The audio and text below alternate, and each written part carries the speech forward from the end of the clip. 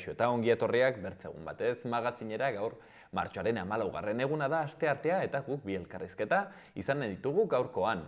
Lehenik eta behin aingeru Zudairerekin egonen gara. Beren kasua seguraski ere ezaguna duzue izan ere 2012an manifestazio batean begi bat galdu zuen. Poliziak jaurtitako gomazko bala batek bere begian talka egin zuen eta ikusmena galdu zuen begi horretatik. Geroztik 10 urteko ibilbide luze bat izan du epaiketetan, tribunaletan eta azkenean epai historiko bat kaleratu da izan ere, Espainiar estatuak bere akatsa onartu du eta kalte ordainetan 100.000 euro eman dizkiote berari.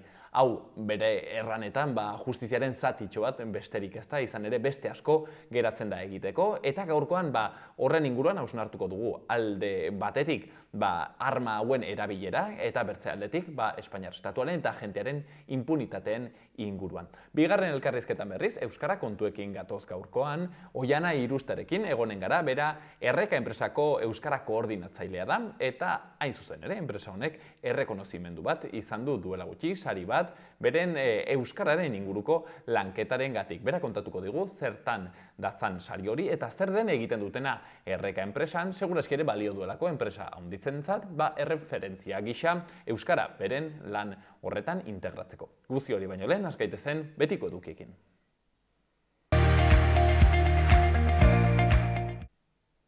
Lehenik eta behin, efemerideak. 1879an Albert Einstein fisikari alemaniarra jaio zen.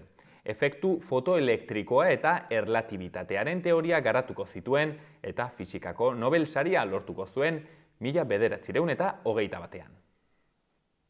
1883ko martxoaren 14ean Karl Marx, filosofo eta politikariaren teorialari alemaniarra eta sozialismo zientifikoaren sortzailea hil zen.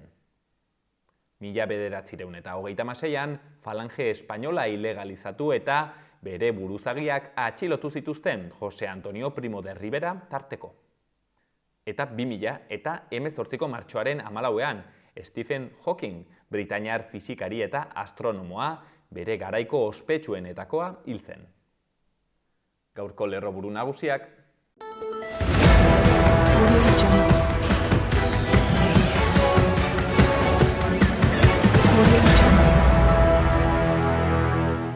Aralar zaindu dezagun plataformak mobilizazio deitu du martxoaren 28an gasbidearen aurka.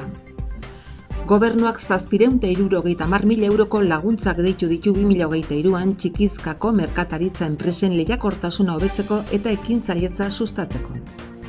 Irujo kontseilaria Baztan Bidasoa eta Herribera Goitiko helmuga jasangarrietara egindako bisitarekin amaitu du bertzelako turismoa bira. Nafarroko lehendakaria Maria Txibitek ibilbide bat egin du 13 departamentuek 4 urte hauetan izan dituzten mugarri nagusietatik eta foru gobernuak izan duen dedikazioa nabarmendu du publikoa den ongizatea bermatzeko. Angel Berrueta gogoan izan dute bere hilketaren 19. urteurrenean. Jose Mari Iribarren ikastetxeak 100 kilobatioko eguzki instalazio fotovoltaikoa estrenatu du estalkian eta ibilgailu elektrikoendako kargagunea bere inguruetan. Iruña pilotaren munduko hiriburua proiektuak kirol hau hiri eta lurralde marka bihurtu nahi du, bere praktika eta ahalmen ekonomikoa bultzatuz. Heldu den martxoaren 18an Dona Marian antolatu du Ernaik Baztan Bidasoako gazten topagunea.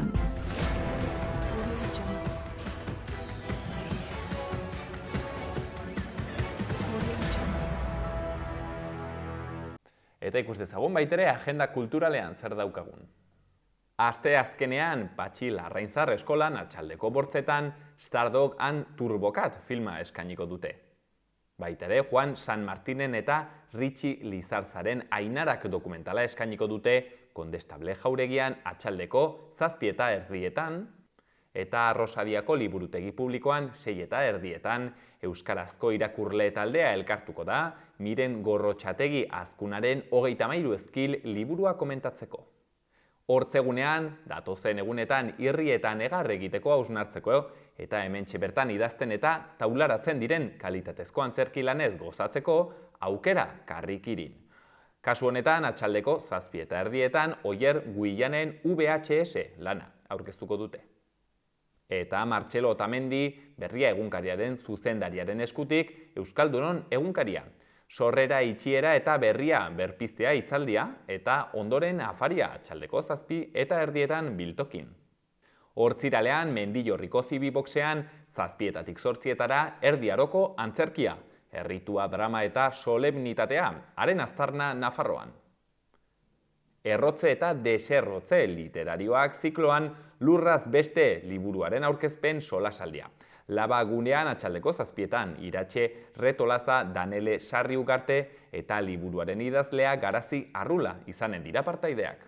Eta igandean udaberriarekin jolasean aurrentzako eskulan tailerra ospatuko da, 8etatik 7etara biltokin. Udaberriko loreekin eskulanetan arituko dira aurrak. Prezioa 3 euro eta izen emateak martxoaren 14 baino lehen egin behar dira. Gaur azken eguna beraz. Ikus ditzagun baita egunkarien azalak. Diario de Notiziasen lerroburu nagusian Silicon Valley Banken porrotak izua eragin du eroriko orokorrak izan dituzten burtsetan. Bidenek bermatzen du ez dela 2008ko krisia errepikatuko. Eskudiruak galera handiak eragiten ditu finantza sektorean. Argazkian berriz Nafarroako ia gobernu osoa ageri da, zuzendari nagusi eta kabineteko buru guztiak dituela alboan. Eta izenburuan Nafarroa eraldatzeko oinarriak jarri direla nabarmendu du Txibitek. Lehendakariak legegintzaldi baten balantzea egin du eta on komunaren gobernua dela esan du. Datozen asteetan Nafarroko alkate guztiekin bilduko dela iragarri du. Eta bertze berri batean, patronala pentsioen erreformari buruzko akordio batetik aldendu da. Diario de Navarran lerroburu nagusian, Banku Amerikar baten erreskateak lurrikara finantzario bat eragin du. IBEX indizeak 3,8 egin du behera, Bruselaren lasaitasunerako deiak gora behera. Argazkian Asena elkarteko kideak eta izenburuan endometriosiaren kalbarioa. 10 emakumetik batek du gaixotasun hori. Eta berri gehiagotan Diario de Navarran, Txibite presidenteak ez du autokritikarik egin legegintzaldiko balantzean. Baitere, 9 egun afera propioengatik funtzionarioentzat eta su gurutzatua osasunaren eta arbitraje estamentuaren artean barraren kontuengatik. Gara egunkarian, Garamendik ez du azaltzen ate birakarien kontrolik eza. Lakuako sailburua kexua agertu zen atzo ustez sorgin eiza izan delako, baina ez zuen inolako azalpenik eman kargu gabetutako kargu publikoak jarduera pribatura igarotzen izandako irregulartasunei buruz. Argazkian berriz, Txibite lehendakaria eta izenburuan, Txibitek egindakoa defendatzen du, kritika saihesten du eta hauteskundeen lasterketa abiatu du. Berri gehiagotan Garan, Atristain eta Intziarte Martutenera itzuli dira, 3. gradua berreskuratuta, eta Urkullu, Kantabria, Asturias eta Galizia dituen makroeskualde baten alde. Azkenik, gutxieneko pentsioen aldeko mobilizazio asteari hasten diote. Eta berri egunkarian, lerroburu handi batean, NATOko kide Europarrek 163 handitu dute arma importazioak 5 urtean. Munduan arma salerosketa 1,8 apaldu da 2018tik 2022, baina Europako importazioak 157 handitu dira. Ukraina munduko 3. arma importatzailea bilakatu da Errusiaren inbasioaren ondoren. Argazkian berriz, Silicon Valley bankeko bezeroak eta kazetariak banketxe baten parean. Eta izenburuan, Estatu Batuakek izuari galga jartzen. Silicon Valley banken porrotaren ostean beharrezkoa den guztia egingo duela agindu du Joe Bidenek. 2008ko krisiaren haizeak usatu eta gordiluen iesa eteteko. Berri gehiagotan, sare publikoak hartzen ditu maila sozioekonomiko apaleko ikasleen 170 EAN eta euskara sustatzeko hitzarmena sinatu dute UEMak eta Nafarroako gobernuak. Euskal Herria Irratiak hitzeko. Labari terraza ukatzeko udalak interes politikoa duela salatu dute EH Bilduk eta Geroa Baik. Administrazioarekiko auzietako auzitegiaren esku utzi du Iruñeko udalak Labaren terrazaren kontua. Ebazten dutena beteko dutela adierazi du Javier Labairu UPNeko zinegotziak. Alboko berrian kalte arinak eragin ditu haizeak Iruñerrian eta azkenik Angel Berruetari omenaldi jendetsua egin diote 19 urte geroago.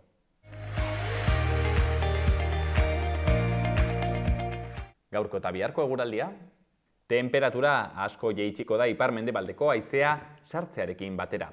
Zerua lainotuta egongo da ipar isurialdean eta euria eginen du bereziki goizean eta ekialdean.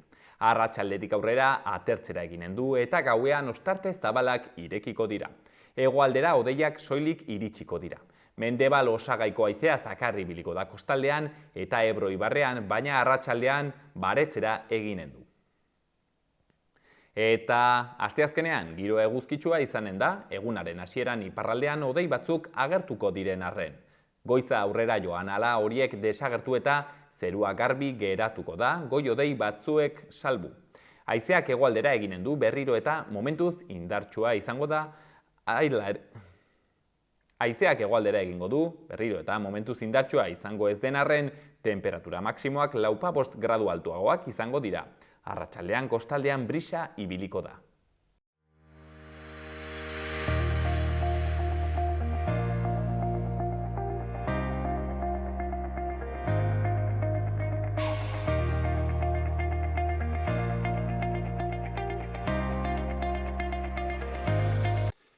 Eta 2012ko irailean izandako manifestazio batzuetan, aingeru Zudairek, inpaktu handi bat jaso zuen begian hain zuzen ere, gomazko bala batekin, hortzen errepresio momentu batean ordutik begian bisioa, ikusmena galdu zuen begietako batean, eta 10 urteren ondotik, orain, segurazki handizek ikusi duzue, berri on bat jaso dute, behintzat, justiziaren zatitxo bat badirudi egin dela, izan ere estatuak onartu du, errekonozitu du haien akatsa eta errua, eta beraz, kalte ordain batzuk ere eman dizkiote, errekonozitu dizkiote aingeru Zudaireri, haiek ez ziotenez, hausen da justiziaren zati bat, baina oraindik ere gelditzen dire seguraski gauza handiz gehiago, eta pixkat horretaz gehiago sakontzeko, hain zuzen ere, aingeru Zudairerekin egonen gara gaurkoan, pixkat honen inguruan solasean, beraz, arratsalde ona aingeru eta eskerrik asko gurean egoteagatik. Arratsaldean.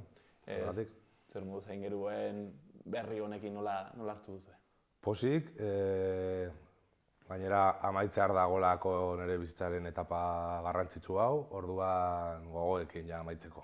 10 urteko ibilbidea izan da, pixkat galdetu nahi nizun nola izan den hau ez.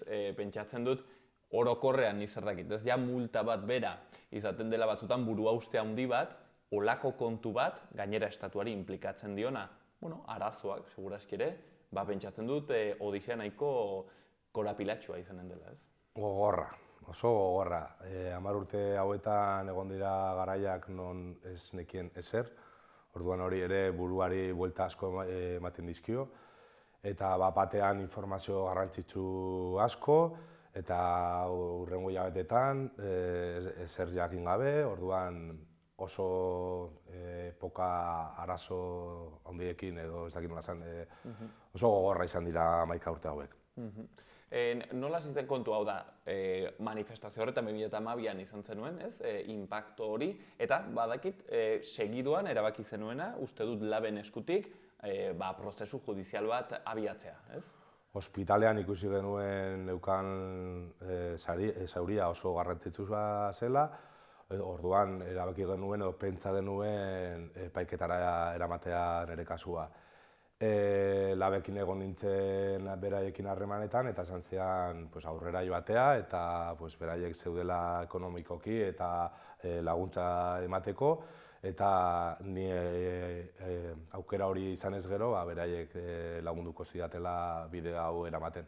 Eta oso garrantzitsua da ere izatea hasieratik apoio edo laguntasun hori. Momentu horretan, bazenuten esperantzarik honek izango zuela bere resultatu? Ez, eta horregatik ere eskaini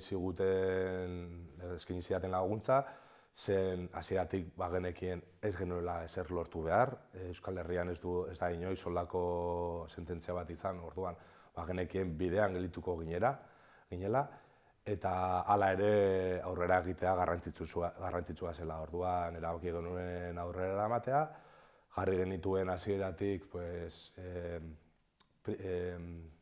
lortu nahi genituen puntu garrantzitsuenak, garrantzitsuenak utopikoak ziren, adibidez, pues, agentea kartzelara eramatea, hori utopikoa bezala, baina posibilitate bat bezala sortu genuen, baina mundura iristen edo lurra ukitzen, pues, lortu duguna hurbila zegoen posibilitatea bat zela, rekonozimendua eta kaleratzea pilotak daukan kaltea. Ze oztopo jarri zizkizuen epaileak? Guztiak, ahal izan zituen guztiak. 3 saiatu izan zuen epaiketara ere ziristea, hori juez de instrucción. 3 eskatu behar izan, adibideak, 3 eskatu behar izan genion poliziari han zegoen agenteak bidaltzea, lehenengo biak ez zeuden lekuan bertan, bigarren kasuan beste 2 bidali zituen eta olako bat furgoneta baten barruan zegoen, eta 3. kasuan epailea edo juez de instrucción esan zuen, bidali dazue han zegoen agentea. Eta bidaliz bietako bat han zegoen, eta beraien testimonioengatik eta nola gertatu zen guztia epaiketara iritsi ginen. Hori izan zen hain gero barkatu sorpresa, ez? Hori izan zen gakoa. Hor bera rekonozitu zen edo argazkietan, eta gero bera aitortu zuen nola erabili zuen eskopeta, zen aitortu zuen, tiroa egin zuela, bera aurrean zegoen jendearen gainetik tiroa bota zuela, orduan atzeran zegoen norbait eman nahi ziolako, eta hori guztiz protokoloen aletikan kanpo, protokoloak ez dakigu orain arte zenolako protokoloak dauden, hori da beste eskatu nahi genuen zerbait, ez dakigu nola erabili behar dituzte, nola eta bera... Ez da informazio publiko bat hori. Hori da, gainera, bera, instruktor de peloteros da, erran genion nola erakusten zuen edo nola irakasten zuen bere funtzioa, bere lankideekin, eta ez zuen ezer esan. Orduan hori beste tabu da, lortu nahi genuen zerbait da, eta ez genuen lortu, baina bera oso sincero bezala hitz egin zuen eta bera aitortu zuen, bera zela bideoan agertzen zena, bere materiala gora ematen zuela, eta nola egin zuen tiro. Orduan, el juez de instrucción ez zuen izan beste aukera bat, eta epaiketara iritsi ginen. Orduan, hori oso garrantzitu esan bideo honetan, bera ez bazuen ezer esan, 10 urte lehenago, amaituko zen guztia, eta ez ginatek hemen egongo. Baina nola den kontua, azkenean dela gertatzen dena da, dela poliziaren borondate ona kakotxartean hori errekonozitzea edo ez, erran edut, zeren baliteke errateaz ez. Hau da, poliziak egin zezakeen kontrakoa, erraten zuen, ez nintzen izan, erran edut azkenen gelditzen da poliziaren hitzaren menpe, eta ez dago bertze protokolorik ikusteko hori ez. Orduan hori izan zen gure harridura, edo ez genuen hau espero, eta hori gabe ez ginateke epaiketara iritsi. Pero epaiketan, berzioa aldatu zuen, zela hola izan, ikusi zen bera ez zela tiroaren errudun, baina bai igual tiro horien kausantea edo gilea, baina bera ez zen asko gehiago sakondu, oso zaila izan zelako ara iristea, eta epaiketan guztia aldatu zen. Hori beste akatzen artean, edo traben artean, kamarak parlamentu horrean egon ginen eta parlamentuko kamarak desagertu ziren, ez ziren gu gara iritsi, baina informean bai agertzen zirela han egon ziren iskanbilen kriston plano zuzenak eta aurpegi oso ezagunak edo ezagutzeko argazki edo fun izugarria, baina nire momentuan ez ziren ara ez egoen apuntatzen kamarak, orduan, akatz pilo, oztopo pilo bat. Fiskaliak ere hasieratik laguntzen zuen poliziari, bere joerarekin eta bere galderekin. Polizien abokatuak arro eta desesperantzia edo kondesprezio askotan hitz egiten zuen, hirutan ere eman behar izan zioten epaileak punto de, galdetu gauzak banan-banan, zoaz galderak egin poliki eta erabili hizkuntza zuzenagoa, ez?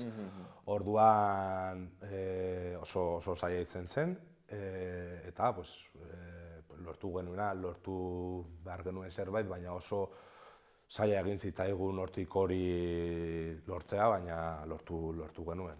Orduan Gero batek errango luke aizu estatuak hemen badirudi jartzen dituela dena trabak informazio hau ez ateratzeko. Bai,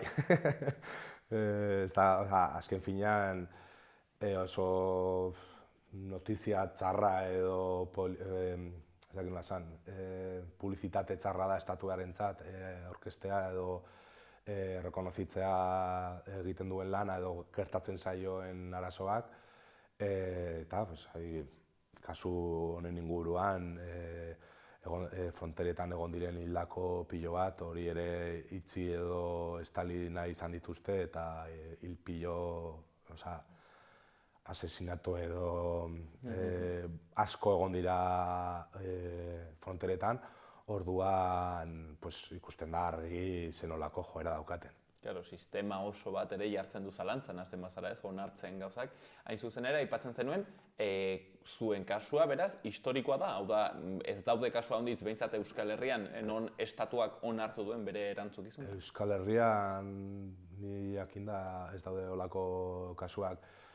Mikel Iribarreren kasuan bai onartu zutela, baina bere kasuan kezko bote batekin sortu zioten kalteak, eta orduan pilotekin ez da izan, baina Mikel Iribarreren kasuan bai onartu zela bere bote horien erabilera eta jokaera, agentak izan duten jokaera ez zela ona izan, baina hori izan daiteke gehien hurbiltzen dena.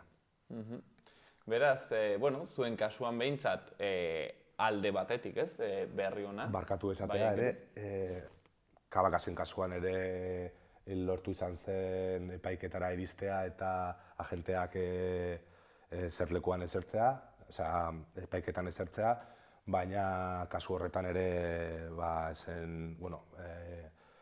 kondenatu zen bakarra burua izan zen, jubilatua zegoenean, kasu horretan ere izan zen askoz larriagoak, zeuden informazio gehiago eta hala ere ezen inor epaitu, bat epaitu zen, baina jubilatua zegoenean eta hori askoz larriagoa izan zen. Polizia agentek izugarrizko impunitatea dutela badirudi erraten duzunarengatik? Bai, azken finean argi dago ez dela inor kondenatua izan edo inorrik kendu diote plaka edo ez dira protokoloak ezarri hau ez errepikatzeko eta aurrera eramateko eta kasu pilo bat egon dira. Azkenean nork, ez dakit ez, vigilatzen du vigilantea erraten den bezala, ez? Hori da, eta gero polizia daukan joera zen Italian eta Espainian adibidez, erabiltzen diren politika polizialak errepresioak dira. Beste estatuetan ez dituzte olako materialak erabiltzen eta ez horregatik eramaten dituzte manifestazioak txarrago edo kontrol gutxiagoarekin. Agente gehiago erabiltzen dituzte, teknika desberdinak eta hala ere manifestazioetan ez daude kontrolatzen dituzte. Orduan, estatu honek erabiltzen dituen joerak errepresiboak dira. Eta bakigu errepresioa sortzen dela. Orduan, zure aurrean tirokatzen bazaituzte, beti egongo da norbait harria botako duena edo harri bat ateratzen bada. Ez da aldatu daiteke politika honek eta hor dago gakoa. Guzti hau aldatu behar dela eta hasteko aldatu behar da zenolako erramientak dituzten, zenolako protokolak erabiltzen dituzte, zenolako impunitatea daukaten, impunitate hori ez balego, agenteak ez zuen horrela jokatuko, zen, claro, niri ez bazait ezer gertatzen, badakit egin dezakedala nahi dudan guztia. Hain zuzen ere, hain gero hain pentsatzen, polizionek errekonozitu zuenean hori errekonozitu zuenerako, segurazki ere, bueno, bazakien bazuela babesa handia, ez? Hau da, ez ziola ekarriko kalte gehiegirik ere. Ba, izan daiteke, zen kasu honetan, nire kasuan eserlekoa, bankuan eser izena, edo epaiketara iritsi zena, instruktorea zen, bere bizitzan jakingo zuen zenbat, nire kasuan entzeko zenbat kasu egon diren, eta gero gainera zen manduaren eskolta. Orduan, hor dago norbait zerbait dakiela, edo dakiela nola jolasten den joku honetan eta zein diren fitzak eta mugimenduak. Orduan argi dago, beraiek badakitela zer nolako posibilitateak dituzten. Ari zinen erraten gero gauza eta aski interesgarria. Espainiar estatua behartze batzuk bezala da estatu bat non poliziaren jokabidea errepresioan bizkat oinarritzen den, baina hau ez da gertatzen bertze estatu batzuetan. Hori da, adibidez, dokumentazio asko falta da honen inguruan, protokolak ez dira kalerazten, eta kalean edo kaleratu den zerbait, esaten du, material honek erabili daiteke agentearen segurtasuna babesteko eta kalean dagoen materiala edo material urbana protegitzeko edo ez apurtzeko. Orduan, ez dago buru sano batean sartzen, kristal bat apurtzeagatik nire etxera begi bat galdu dezakela edo bizitza bat galdu dezakela. Orduan, dagoen bakarra hori baldin bada oso larria da. Zen ni kontenedore bat gurutzatzeagatik edo kristal bat apurtzeagatik ez dio estatuari poderea ematen ni jipoitzeko edo ni hiltzeko, zen izan daiteke kasua. Beste kasua da, hain naiz kaleratu den gutxitaz hitz egiten, bi testo direlako bakarrik.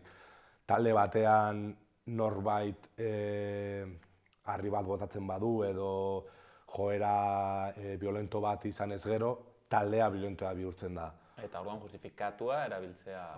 Hori da, orduan, ni egon naiteke gertatu den bezala, futbol ospakizun batean, nire jaia eramaten eta jende horren artean norbait zerbait erretzen badu edo zerbait esaten badu edo zerbait botatzen badu, aukera dauka poliziak talde hori jipoitzeko.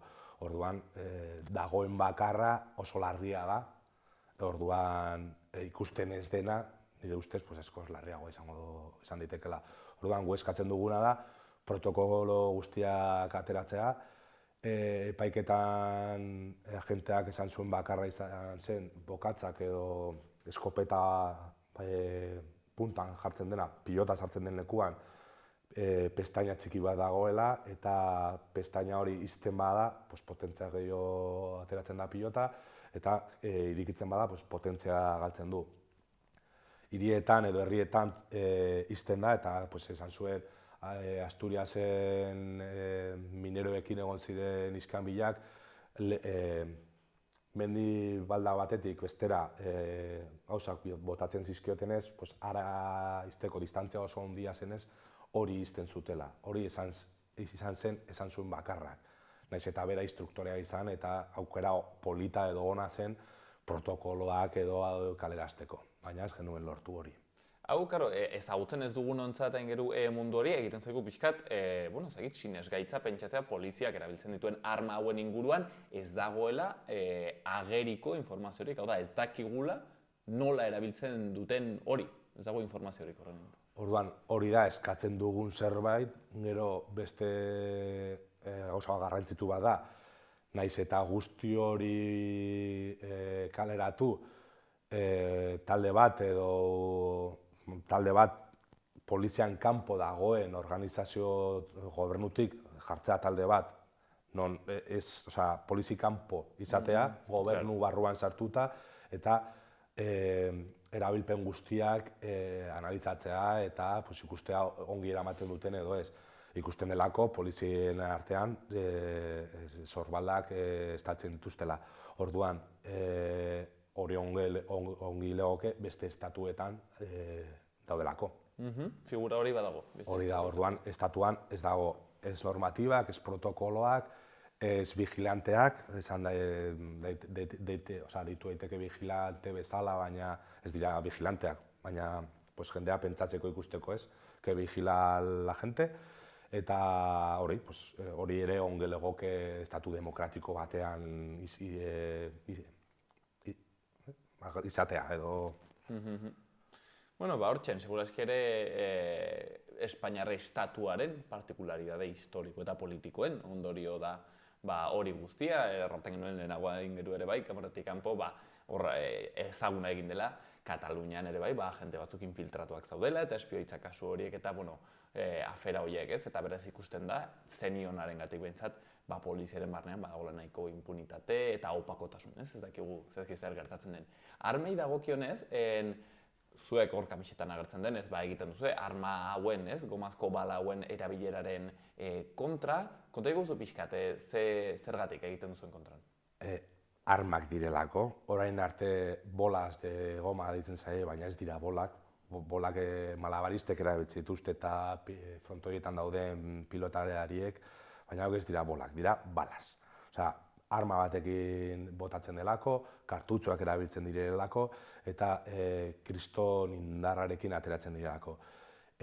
Katalunian prestatu dute kriston dosier izugarri bat, non hitz egiten da zenolako indarra daukaten, zer dio Justizia Internazionala edo organizazio internazional guztiak, Amnistia Internazionalak bat aipatzeagatik, zergatik ez dira balas no lesivas, no letales, hobesan da, erakutsi delako letalak direla, eta zer nolako indarrekin botatzen direla. Honen inguruan, ari dira balasfoen inguruan edo aldaketa ona izan daitekeen aldaketa bat. Erera demostratu da kalte berdinak egiten direla. Material inguruan ere material asko daude, orduan materiala ez bada kontrolatzen, mingarriak diren materialak ez badira kontrolatzen, mina sortu daiteke, eta mina esaten dudanean ez da mina de ze pupita, baizik eta mina de begi bat galdu, hori da esan nahi dudan mina. Orduan aldaketa hau ez da aldaketa ona, nire ikuspuntitik, zen gainera foan daukatena dira punto laser bat, eta non jotzen du punto laserra, ara doa pilota. Eta ni askotan esan dudana da, daudela 3 puntu material hau gaizki erabiltzeko. Lehenengoa, agenteak daukaten estresagatik, bere buruan jartzen bazarete argi dago ez dela lanpide erraza eta estres asko daukala, orduan estres hori eraman zaitzake gaizki erabiltzera. Bigarren puntua por error humano edo nahi gabetasun baten gatik gaizki erabiltzera 3. puntua, eta nire ikuspuntutik larriena da nahita egitea hori. Orduan, agente hauek espaldak, sorbaldak edo jakinez gero ez zaiela ezer gertatu behar, eta bere aurrean dagoen norbait ez badu onartzen edo beraren gana kontra jo nahi balduin badu, erraza du tiroa larriagoa izateko. Orduan, 3 puntu horiengatik esan daiteke balak ez direla onak, foan ez dela aldaketa ona, eta orain arte erabiltzen den erramientak armak direla. Orduan, arma horiek zibilen kontra erabiltzea normal ikusten bada, hori kaleran edo kaleratu behar den zerbait, eta kaleak edo jendeak erabaki behar du ez, edo horren inguruan hitz egin behar da, ez da normala manifestazio batean zibil bat armarik gabe tiro bat jasotzea. Hain zuzen ere ingeru, aipatu duzun txosten hori eraman zenuten kongresura, orain eztabaidatzen ari direlako mordaza legearen inguruan. Ikusten duzu aukera orain hor aldaketak txertatzeko? Historian gertatu den lehenengo aukera da, oso zaila ikusten dut lortzea politika garaia ez dela hoberena. Aukera da, ari dira eztabaidatzen, lehen mordazaren inguruan aldaketak egin behar direlako, aldaketa batzuk uste dut ja hitz egin da daudela, baina beste lau kasutan daude inguruan, lau kasu horien inguruan ari dira gehiago eztabaidatzen, eta puntu bat da hau. Eta, karo, polizien indarra gobernuaren aurrean oso handia da, poliziei material hau aldatzen edo kentzen badizkiozu, daukaen historikoki izan duten jokaera aldatu behar da bat ere. Eta polizia aldatu behar da, eta daukaten joera. Orduan, aldaketa oso garrantzitsua izango litzake historian, Espainiako historian, egin behar den, nire ikuspuntutik egin behar den bat da, momentu hau izan liteke, baina oso zaila ikusten dut. Baina momentu batetik bestera, atera daiteke Espainiatik zer erabaki duten eta nola joan diren elkarrizketa guzti horiek. Hortxe, ikusten duzu, zenbat baduen honek atzetik, azkenean egunerokotasunean, akaso ikusten ez ditugun gauzak, baina gero ondorio larriak izaten aldituzten, erabilerak aingeruk aipatzen zuen moduan, gainera ez da estatu guztietan gertatzen den zerbait, estatu batzuetan, zehazki aipatzen zuen Espainiar estatua, errepresioan edo modelo horretan oinarritzen den estatu bat dela, estatu polizial hori, eta, hementxen Ojo Justizia elkarteko kideek egiten duten aldarriak, kasu honetan Aingeru Zudaireren ahotsaren bitartez. Aingeru, gaurkoan hemen utziko dugu, ikusiko dugu, zer ekartzen duen ere, aurrerago guztionek, aipatzen zenuen lege horren inguruko eztabaida horrek, ematen duen emaitzarik, biztartean, behintzat mendik gure eskerronak eta babesak, eta, ez dakit zorionak den hitza, baina, behintzat egin duzuen ibilbide luze horrek, eman duelako bere fruitua, edo behintzat fruituaren zati bat, aipatzen genuen bertzaldetik, aizu, polizia horrek ez dela egon kartzeleratzerik, ez da egon zigorrik zentzu horretan, baina behintzat estatuak hori emaitza historiko hori errekonozitzen bere akatsa, kasu honetan, bere akats larri hori. Aingeru Zudaire, eskerrik asko. Zuei ere.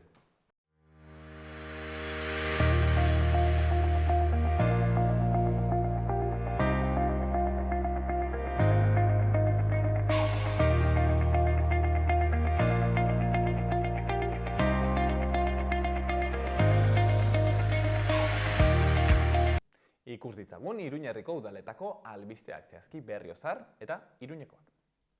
Berriozarren martxoaren 6-tik 17-ra egin ahalko da 2023-24 ikasturteko izen ematea Berriozarko Urtsintxa Haurreskolan. Izen ematea bi modutara egin ahalko da aurrez aurre edo erregistro elektronikoa erabiliz informazio guztia nola ez Berriozarko webgunean. Baitere, Berriozarko udalak Ezkaba mendiko suteen aurkako planaren barruan hilabete honetan zehar mendia garbitzen ari da. Berriozarko udalak interesaduen bizilagunen esku jartzen du auzolan itxurako egur sortak egitea. Egur guztia eskatzailea adina lotetan banatuko da. Lote horiek zozketa bidez esleituko dira. Iruñean udalak 256 plaza eskaintzen ditu emakumeentzako informatika eta teknologia berriei buruzko doako ikastaroetan. Bigarren hiruhilekoko jardueretarako izen emateak martxoaren 15-tik 22-ra irekiko dira, 010 telefonoan eta plazak zozketa bidez esleituko dira. Horrez gain, Casa Paderborn erromesen aterpetxea zabalik dago Santiagora doazen ibiltariak hartzeko. Udal eraikina Alemaniako hiriko Done Jakue bidearen lagunen elkarteak kudeatzen du hitzarmen baten bidez eta 26 plaza eskaintzen ditu. Eta azkenik Iruñan baitere, txosten juridiko batek bermatzen du osoko bilkuraren erreglamentua aldatzeko eta ikerketa batzordeen figura sortzeko egindako administrazio izapidetzea. Gobernu batzordeak artxibatu egin du EH Bilduk PSNek eta Geroa Baik eskatutako diziplina espedientea.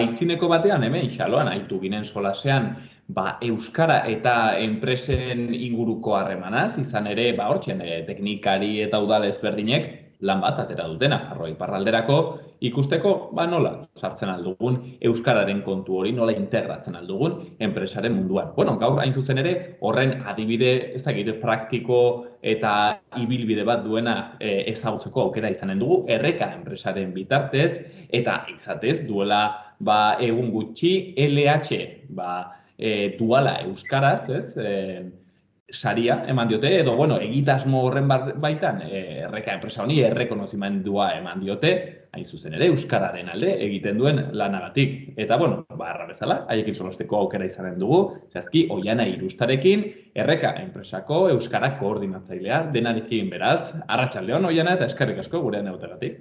Arratsaldeon, eskerrik asko zuei. Erraten genuen moduan, lanbide heziketa duala euskaraz saria eman dizuete orain, edo behintzat errekonozimendua, ez dakite laburrean erraten alko zenuen zertan datzan saria. Azken batean, hemen inguruan dauden LH duala egiten duten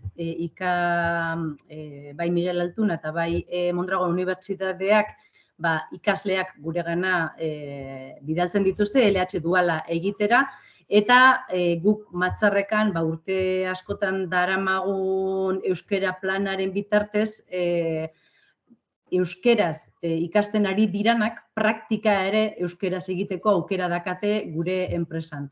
Eta horren aitortza bezala izan da aurreko egitasmoan eman ziguten saria. Egitasmo hau, Oiana, ez da gokigu zuei, erran edut ez da zuek abiatu duzuena, baina bai zuek parte hartzen duzuela, bere eginkizuna edo bilatzen duena, zuzen ere erraten zenuenaren aritik da, lan munduan ere euskarak izatea bere presentzia eta zehazki orain lan munduratzen ari diren ikasle horien gana ere hurbiltzea euskara, ez da? Hori da, izan ere, hezkuntzan lanketa handi bat eginda urte askoan zehar euskaratze prozesu hortan. Orain enpresetara pasatzen ari dena, izan ere enpresa mundua oso esango dugu erdera presentzia handia izan duela eta gaur egun oraindik gehiengoa izan dezakeela, baina horreri buelta eman nahian, eta bai hezkuntza eta bai lana biak bateratua ahal izateko, nolabaiteko plangintza eta lana egiten ari gara, bai enpresetan, ezberdinetan eta baita eskolarekin hartu emanetan ere. Hain zuzen ere, orduen erraten genuen bezala, LH duala euskaraz egitasmoak eman die errekonozimendua enpresa honi, baina oraindik ere ez dugu solastu enpresa honek zer egiten duen, konta iguzu pixkat Errekaren inguruan, zer da egiten duzuen lana? Errekak esan dezakegu ditula 4 ildo nagusi, alde batetikan plastiko gintzako negozio eukiko luke, gero finkapena dauka torlojo handiak eta eolikorako eta egiten ditunak eta mekanizazioan gehiago zentratuta dagoena, gero sarbideak, ate automatikoak, motorrak egiten ditu ate automatikoentzako, garajeentzako edo baita ere, aireportutan edo supermerkatutan egon daitezken ate horientzako. Eta gero dago beste 4. bat dala Erreka Care, gurpildun aurkietan doazen pertsonentzako beraien etxeak egokitzeko gruak eta hori dana pixkat gestionatzen debana eta eramaten debana, bai. Bai etxe bizitzetan eta baita ere hoteletan ere egin izan da, holako lanketa errekaren bidez. Nolabait ere ingeniaritza, berrikuntza teknologikoa pixkat mundu horretan ibiltzen da erreka. Bai, badabitza, bai. Finkapenetan berrikuntza, sensoreen bitartez, eolikoen munduan torlojuak eta garaiera handietan daudenez, nolabaiteko areak goraino jun beharrik gabe, sensore batzun bitartez detektatu ahal izateko nola dauden lotura horiek, edo baita ere, lehen komentatu bezala, irisgarritasuna, pertsona ezin du horientzako nolabait errezteko garapena, edo ate sarbide horietan ere motor berriak, edo, diseinatuz eta garatuz. Euskerari ematen duzue presentzia, horren arira gaurko elkarrizketa, ez duain zuzen ere, horren koordinazioan ibiltzen zara. Nola gauzatzen da hori, hau da, egunerokoan, nola errealizatzen da, nola pasatzen da errealitatera euskararen kontua, erreka enpresa honetan? Begira, daukagu egin gendun, oain dela ia 3. urtera egindua zen, plan estrategiko bat egin gendun, Matxarrekak zer nahi zeban, hor zuzendaritza batzordeak eta kontseilu rektoreak eta danen artean parte hartuz, osatu gendun, hor egunerokotasunerako dago euskera batzorde bat, bai, hori dela, pixkat eguneroko hoietan gauzatzen diren lan hoietan parte hartzen duanak, ekintza desberdinen bitartez, gero zehaztu ditzakeunak, eta gero dago, hezkuntza batzorde orokorra hor ja erabakiak hartzen diranak, dela, baina zuzendaritza sartuta dagoena. Eta egunerokotasuan nian, hor daude euskera eskolak, adibidez, enpresa barruan uler saioak eta mintza saioak, euskeraz hobetu nahi duten hoiekin, talde txikiak sortzen dira, eta euren artean solasaldien bitartez, nolabait nahi dana da euskeraren presentzia handitzeaz gain, ez mugarik ez egotea, hau da, bileretan euskaraz egin ahal izatea, ulermen maila bat bentsat egotea, eta horrela bentsat ez pertsona batez izatea, bilera pertsona asko dauden bilera baten, azkenean hizkuntza aldatu behar izatea, hori da helburuetako bat.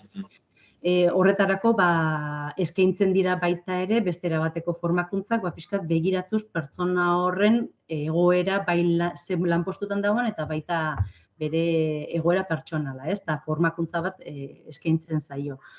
Horrez gain, bai egiten da ere bai motivaziorako egiten dira lehiaketa desberdinak gu Matxarreka taldean, bat oso ezaguna izan daiteke egunean behin, dakagu Matxarrekako taldea, egunean behin, eta gero, irabazleak eta zozketaren bitartez zertatzen denak, sari eukitzen du.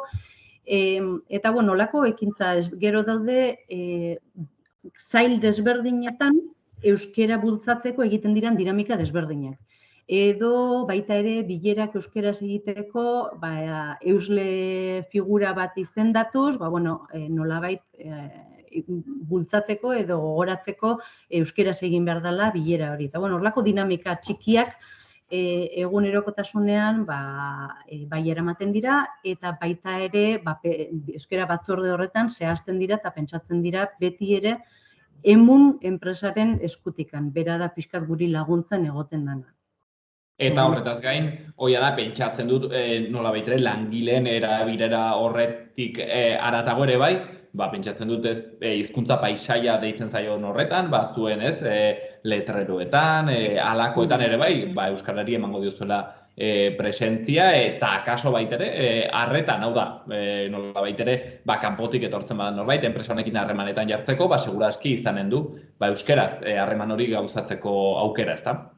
Hori da, bai, garrantzi ematen zaio, eta gainera, 2017an bikain ziurtagiria lortu gendun, eta orain ziurrenik datorren urtean ere hor murgildu beharko gera, eta hori dana, kontutan berriro beti dago errepasatzea eta begiratzea, lehen egindako lan hori nola jarraitzen deban, ondo jarraitzen deban, zerbait pasatu zaigun eta berriro berrartu beharko dugun edo zuzendu beharko dugun, eta bai, hori dena garrantzitsua da, eta horrez gain, baita ere esan, etortzen diran langile berriei zein ikaslei harrera plana egiten zaienean, euskerare planaren berri ere ematen zaiela. Eta baita ere, kokatu behar diran sail horretan, zein den egoera euskeraren inguruan, sail horretan.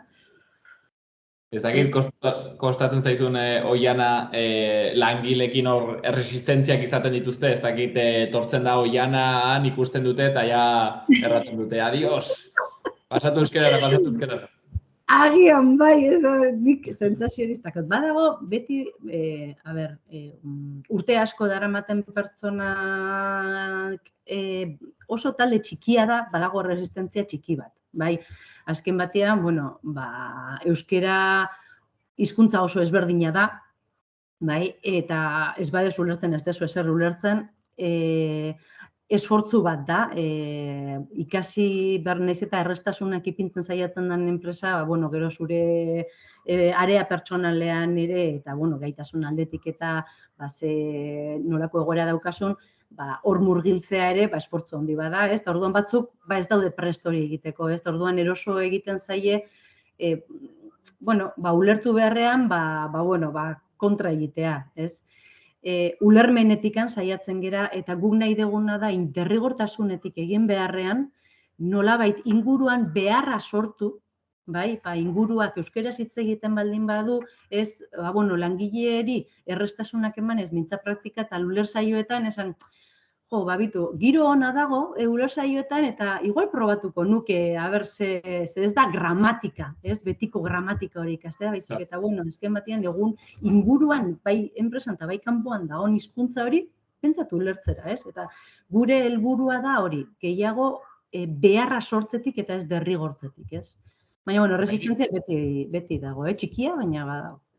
Hoixa aipatzen zuena, gainera euskara ez delako, bertze hizkuntza batzuk bezala, kasu katalana pixketez, errexago da hartzeko hor hilabete pare batzuetan, behintzatu ulertzen duzu, euskara, eskatzen du segurazki ere esfortzu gehiago, badu nolabait ere handicap hori. Ez dizut galdetu oraindik Oiana, zergatik, hau da, zergatik errekan ematen diozue, halako lehentasuna eta presentzia euskarari?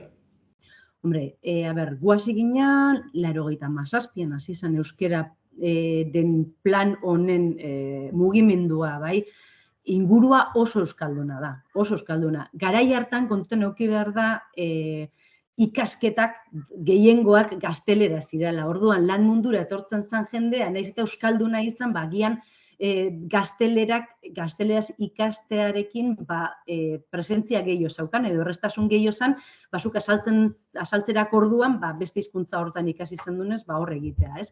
Eta orduan, izan hiztegiak egiten, nolabaiteko erabiltzen zian formatuak ere euskalduntzen, eta nolabait buelta eman nahian, ze, klaro, azkenean, zure herria, Antzola, Bergara, eta zure hizkuntza, gehiengoen hizkuntza askotan euskalduna zen, eta gero lanera etorri eta gaztelera egite hori, zergaitik, ez? Guazen buelta ematera, eta lan munduan ere lana euskeraz egin ahal izatea, gure hizkuntzan, ez?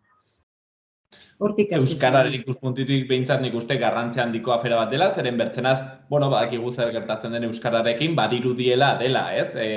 Kontu informaletarako, baina gero kontu serioetarako, diskutitzeko etxean edo enpresarloan, orduen ez, gaztelera, eta orduen nik uste dut lan hori egiten duzuena, behintzat euskararen ikuspuntutik aski interesgarria dela. Baina hortik haratago, bai Oiana galdetu nahi nizun, errango zenuke enpresari ere begira ekartzen dizkiola, ez dakit bentaja batzuk, onura batzuk, euskarari presentzia hori emateak?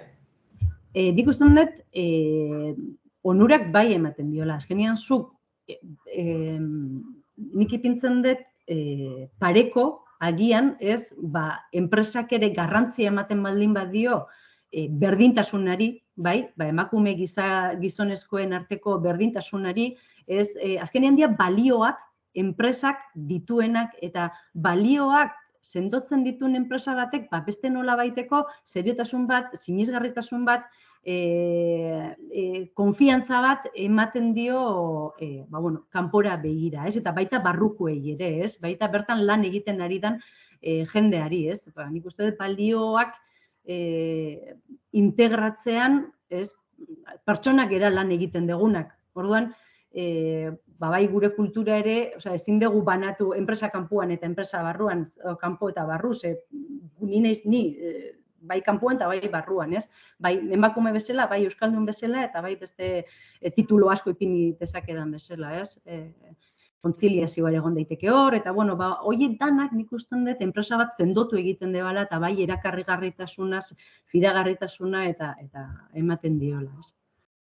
Agitzeko Oiana eskatuko dizut, ezakit, nola baldin badago enpresaren bat orain pentsatzen naizu, agian hasi beharko nintzen euskara pixkat nerean ere sustatzen, baina badakigu, zerotik egunera pasatzea aski zaila dela, ezakit, aholkuren baten alko zenuen behintzat nondik hasi pentsatzeko?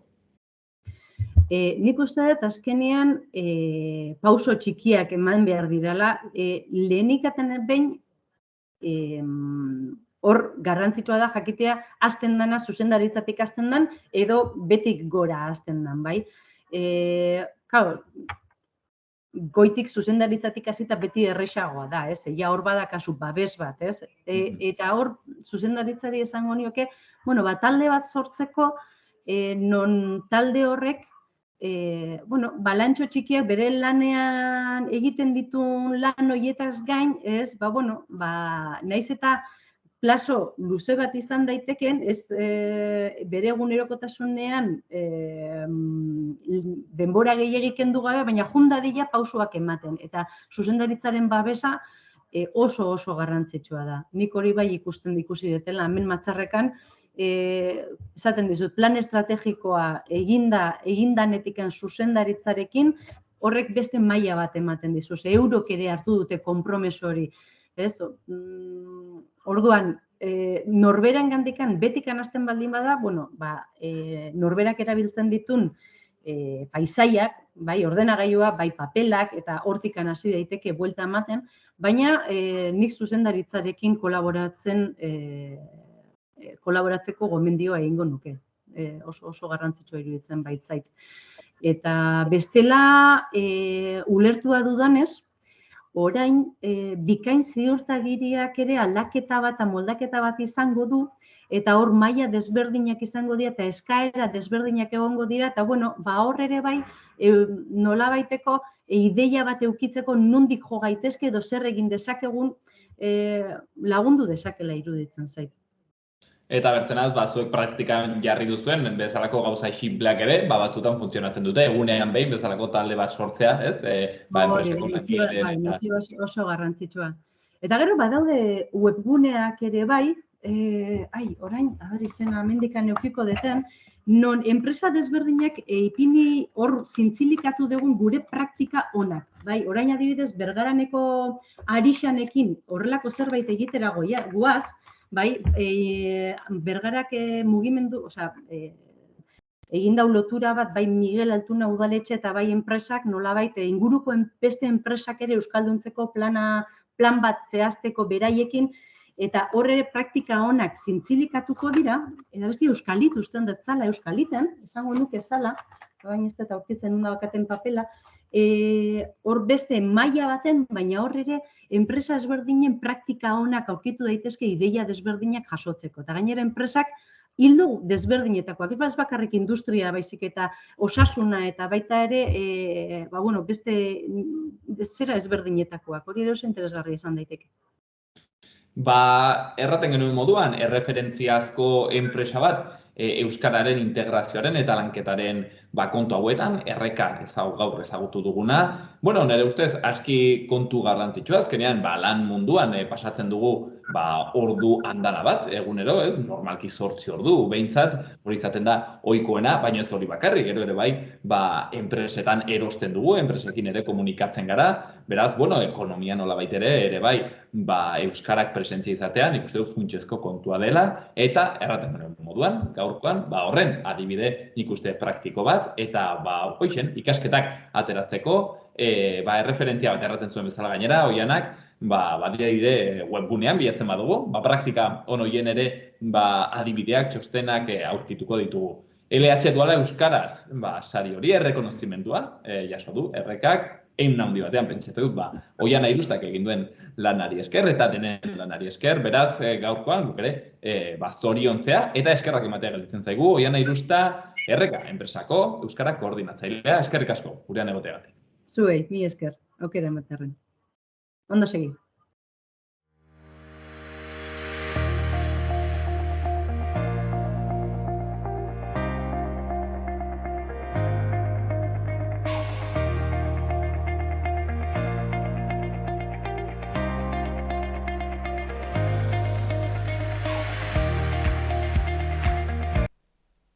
Hauxen dena gaurkoz, hemen magazinean, bihar asteazkenean ere, hemen izanen gaituzue elkarrizketa eta gaurkotasun kontu gehiagorekin. Gobierno de Navarra. Nafarroako gobernua.